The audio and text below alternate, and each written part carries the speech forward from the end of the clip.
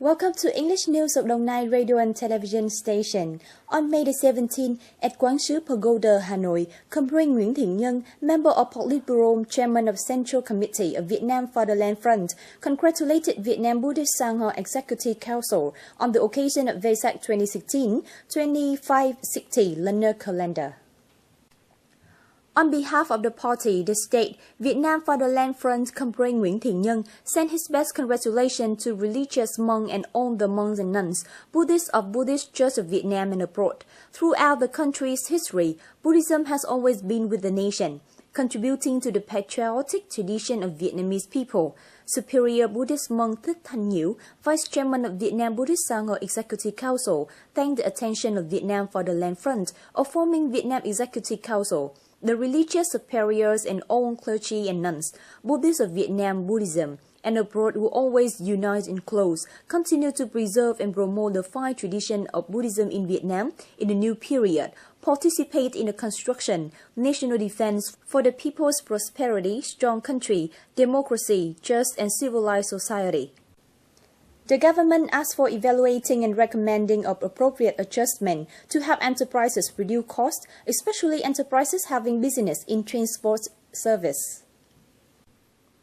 In a resolution on supporting and developing enterprises to 2020, recently issued, the government asked the Ministry of Finance to undertake the review of the laws on land in direction to decrease land rent, review and adjust the tolls, BOT fees, evaluate any proposed reasonable adjustment to help enterprises reduce costs, especially enterprises having business in transport service.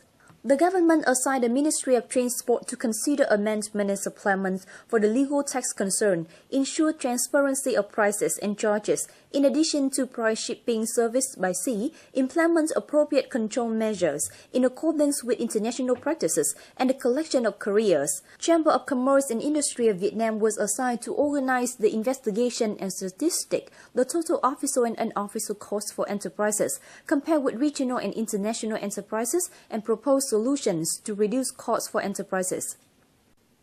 Regarding the race of candidates preparing for the U.S. election, on May the 17th, Mr. Donald Trump, the only candidate of the Republican Party, said that he was ready to talk with North Korean leader Kim Jong-un to stop the nuclear program of Pyongyang.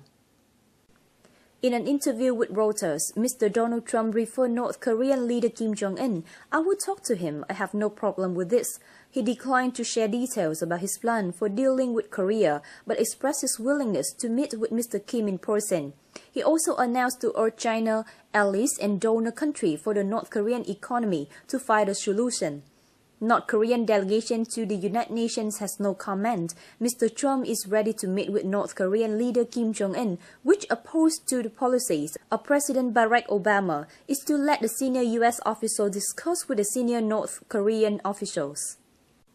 On May the 17th, U.S. Senate passed the bill Justice Against Sponsor of Terrorism Act, abbreviated as JASTA, allowing the survivors and relatives of nearly 3,000 people killed in September 11, 2001 terrorist attack take legal proceeding against the government of Saudi Arabia to claim losses. Riyadh denies any involvement in the above terrorist attack, but 15 of 19 hijackers seized control of 4 passenger planes to carry out the attacks in the city of New York and Washington, then were determined as citizens of Saudi Arabia. This bill would allow the victims' family suing the government of Saudi Arabia to claim the losses of any of the country's roles in the attack. For its part, Saudi Arabia threatened to pull billions of dollars from the U.S. economy if this draft becomes law. Currently, the bill still needs approval of the House and then signed by President Barack Obama. However, Mr. Obama has threatened to veto the bill if the House approves it, saying the bill would cause U.S. citizens abroad bear with the legal risk. Thank you for your attention. Goodbye and see you tomorrow.